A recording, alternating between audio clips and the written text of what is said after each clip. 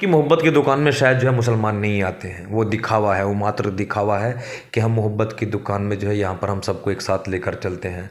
ये दिखावा साबित हुआ है। ये पहला मेरा मामला नहीं है। बहुत सारे सीनियर जर्नलिस्ट हैं, राना अय्यूब, उनके खिलाफ ईडी की कार्रवाई हुई, एफआईआर हुई, चार्जशीट हुई, उनको एयरपोर्ट पर एक प्रोग्राम्स में जाने से रोका गया, लेकिन उनके समर्थन में भी कोई कांग्रेस के नेताओं का या कोई वरिष्ठ नेताओं का कोई बयान नहीं आता है। तो कितने बड़ा मुस्लिम चेहरा हो, कितने बड़ा कोई मुस्लिम नेता है कि कुछ देर पहले ही उसकी कुछ लोगों ने पिटाई की थी, उसकी मौत हो गई। तो मौत का कारण वही हो सकता है। उसको इलाज ना देकर, उसका अस्पताल न ले जाकर जो है परिवारों के लोगों के साथ जो है घर भेज दिया गया, जहाँ पर उसकी कुछ देर बाद मौत हो जाती है। तो सवाल जो है अब यहाँ पर जो है ये नहीं कि किसने किया क्या नहीं किया है, बात तो यह है कि मारा किसने है आखिरकार। कोर्ट में जो है जाएंगे, कोर्ट में ये लेकर जा रहे हैं इसको, और एफआईआर क्वेश्चन यानी एफआईआर ही रद्द हो कि हमारे खिलाफ जो है गलत मुकदमा दर्ज किया गया है। आदाब दोस्तों, आप देखना शुरू कर चुके हैं इंसाफ टाइम्स। हमारे साथ मौजूद हैं बातचीत करने के लिए ज़ाकिर अली त्यागी साहब, मशहूर फ्रीलांस जर्नलिस्ट हैं, सोशल मीडिया इन्फ्लुएंसर हैं। अभी हाल ही में इन पर जो है शामली पुलिस ने मुकदमा दर्ज किया है। इस पूरे मामले को लेकर इनसे हम बातचीत करेंगे कि पूरा मामला क्या है। सबसे पहले तो आपका वक्त देने के लिए शुक्रिया। बेहद शुक्रिया। तो सबसे पहला आपसे सवाल होगा ज़ाकिर, शामली पुलिस ने जो मामला दर्ज किया है वो क्या था, पूरा मामला क्या था? देखिए, 4 जून को शामली के जलालाबाद क्षेत्र में एक फिरोज़ नाम के व्यक्ति की मौत हो गई थी जी। जिसका परिजनों ने आरोप लगाया था कि उसको पंकज, रवि, जितेंद्र ने अपने साथियों के साथ मिलकर पीट पीट कर मार डाला है। परिजनों का यह आरोप था और उन्होंने बॉडी को रोड पर रखकर जाम लगाया, इंसाफ की मांग की, न्याय की मांग की कि पीड़ित को न्याय मिले और आरोपियों पर सख्त से सख्त कार्रवाई हो। पुलिस वहाँ पर पहुँची, पुलिस ने उनको समझाया और कहा कि ठीक है, आप तहरीर दीजिए, हम आरोपी के खिलाफ मुकदमा दर्ज करेंगे। पीड़ित ने जो तहरीर दी, उस तहरीर में भी यही लिखा हुआ था कि इन 3 व्यक्तियों ने अपने साथियों के साथ मिलकर फिरोज़ की पीट पीट कर हत्या कर दी है, जिसके बाद उसकी मौत हो गई है। पुलिस ने एफआईआर दर्ज की और एफआईआर में भी यही लिखा हुआ है कि फिरोज़ की पंकज, रवि, जितेंद्र नाम के व्यक्तियों ने अपने साथियों के साथ मिलकर पीट पीट कर हत्या कर दी है। उसमें अमर उजाला के अखबार को एएसपी संतोष कुमार ने एक बयान दिया जिसमें उन्होंने कहा कि हाँ, फिरोज़ की कुछ लोगों द्वारा पीट पीट कर हत्या कर दी गई है, उसमें मौत हो गई है।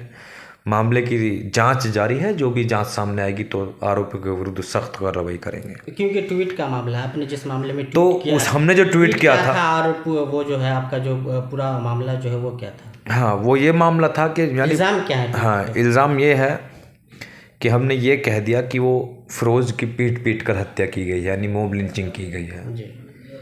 तो मॉब लिंचिंग और पीट पीट कर हत्या हुई है, यह कहने पर पुलिस ने ऐतराज़ जताया और ऐतराज़ जताते हुए जो है एफआईआर दर्ज कर दी।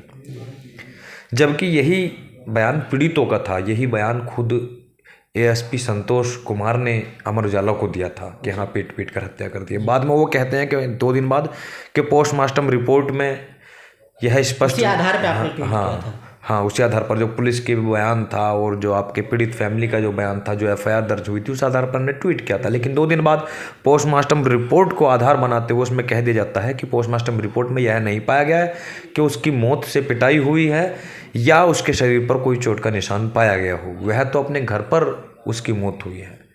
तो ये कहते हुए हम पर उसमें पुलिस ने एफआईआर दर्ज किया और वो चल रहा है मामला भी। तो उसमें क्या क्या इल्ज़ाम लगाया गया?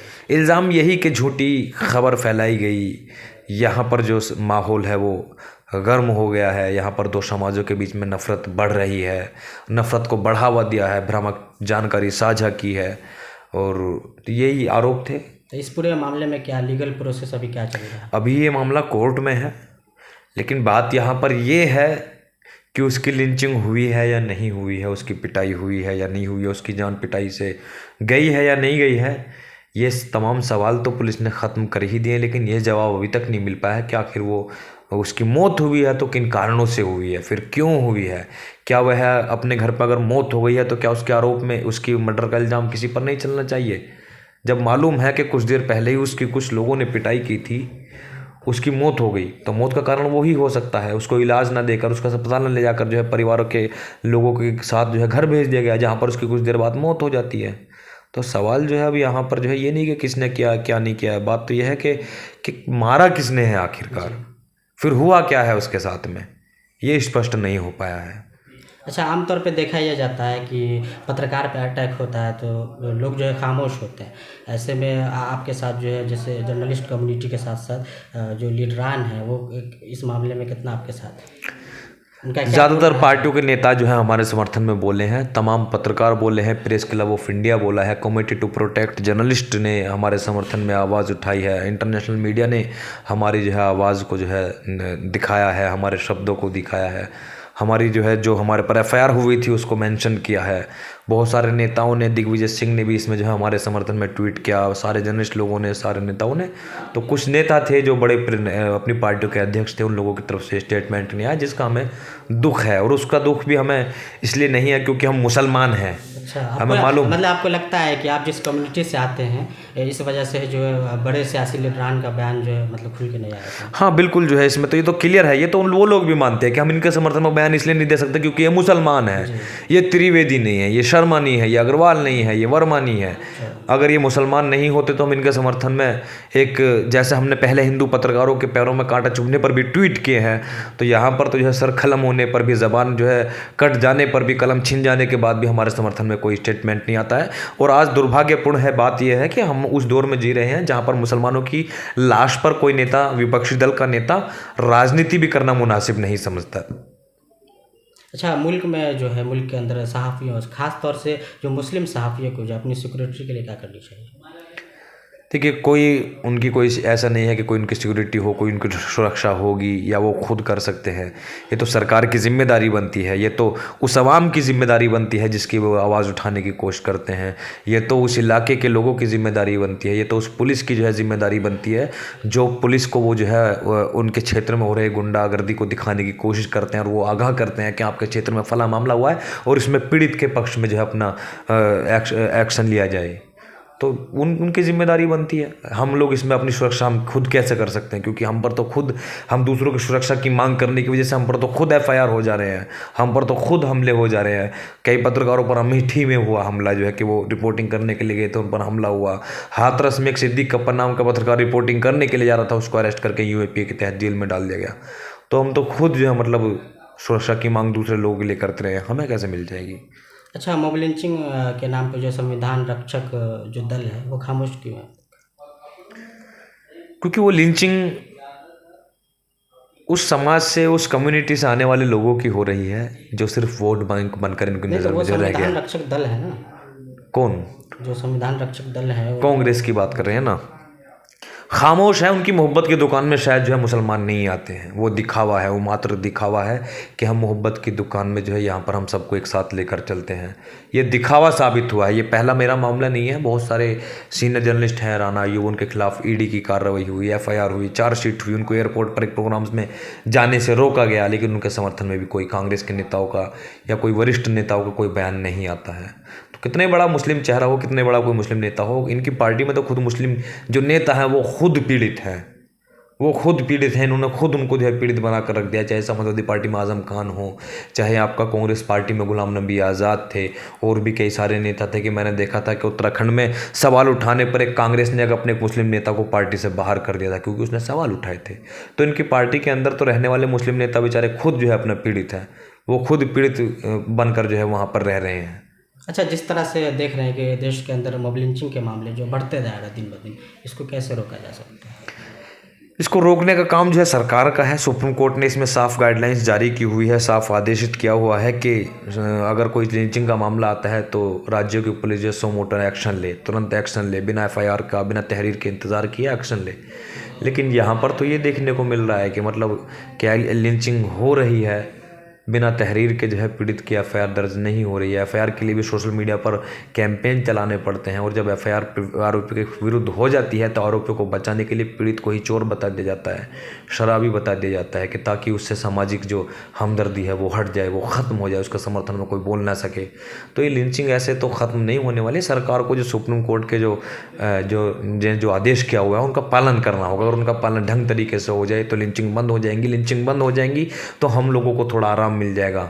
न जाने कितने लोगों की जो है गोदे कितनी महिलाओं की गोदे जो है उजड़ने से जो है बच जाएंगी, कितने जो है महिलाओं का जो है अपना जो है सुहाग बच जाएगा, कितने महिलाओं का जो है वो विधवा होने से बच जाएंगी।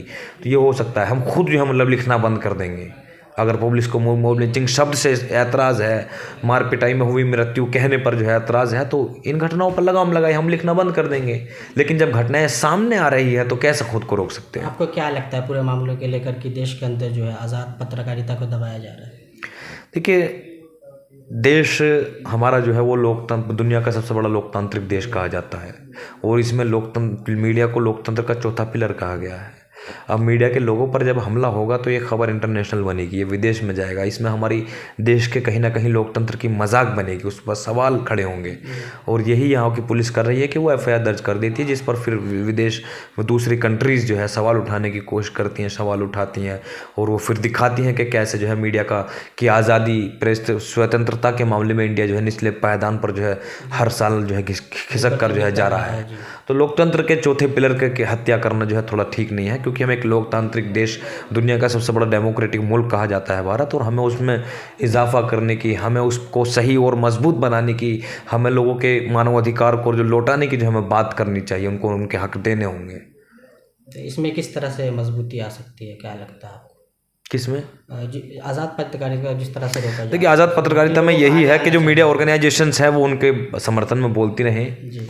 कुछ ऐसी चीज़ें होनी चाहिए कि अगर किसी पत्रकार पर कोई केस हो जाता है तो मीडिया की ऑर्गेनाइजेशन ही उनका केस लड़े, ये सारी चीज़ें देखे और सरकार से जाकर मिले और कहे कि जो है कि ये सही नहीं है किसी भी पत्रकार पर, क्योंकि उसका अधिकार होता है वो सरकार की सूचनाएं जनता तक और जनता की सूचनाएं सरकार तक तांबा बनकर जो है वो पहुँचाने का काम करे। लेकिन सरकार तो ऐसे लोगों पर कार्रवाई कर दे रही है। अब हम सरकार तक अगर कोई सूचना भेजते हैं तो उसका मकसद यही होता है कि सरकार देखे कि उसकी पुलिस के राज में क्या हो रहा है, पीड़ित जो है प्रदर्शन कर रहा है लेकिन कार्रवाई नहीं हो रही है, आरोपी खुलेआम घूम रहे हैं लेकिन उनके खिलाफ कोई कार्रवाई नहीं हो रही है। अब सरकार उन पर कार्रवाई करने की बजाय आज़ाद पत्रकारों पर ही अगर कार्रवाई कर देगी तो पत्रकारिता इस देश से एक दिन खत्म हो चुकी होगी। पूरे मामले पे इंसाफ टाइम्स के ऑडियंस को आप क्या मैसेज देना चाहिए? यही मैं आपके माध्यम से जो है ये सभी को मैं संदेश देना चाहूँगा। देखिए, जो बोल रहे हैं मारा उनको भी जाना है, जो नहीं बोल रहे हैं मारा उनको भी जाना है। जो बोल रहे हैं वो कलम की वजह से मारे जा रहे हैं, और जो नहीं बोल रहे हैं वो पहचान की वजह से मारे जा रहे हैं। कभी लिंचिंग में मारे जाएंगे, कभी एनकाउंटर में मारे जाएंगे, कभी उनके घर पर बुलडोजर चला दिया जाएगा, कभी उनके फर्जी केस लगाकर उनको जेलों में डाल दिया जाएगा। तो अगर कोई ये समझता है कि ये बोल क्यों रहे थे या बोलकर ही जो बोलने की वजह से इनको अरेस्ट किया गया, तो ये गलत है। ना बोलने वाले लोगों की भी यहाँ पर हत्याएं हो रही हैं। जो लिंचिंग में मारे जा रहे हैं वो वही लोग हैं जो ना बोलने वाले हैं, जिनको अपनी रोजी रोटी से वास्ता है, जिनका किसी से जो है कोई ताल्लुक़ नहीं है। वो अपने बच्चों के खाने के लिए वो जो इंतज़ाम करने गए थे, सुबह को निकलते हैं, शाम को आटा लेकर वो घर लौटते हैं, लेकिन रास्ते में ही उनको पीट कर जो है मार दिया जाता है।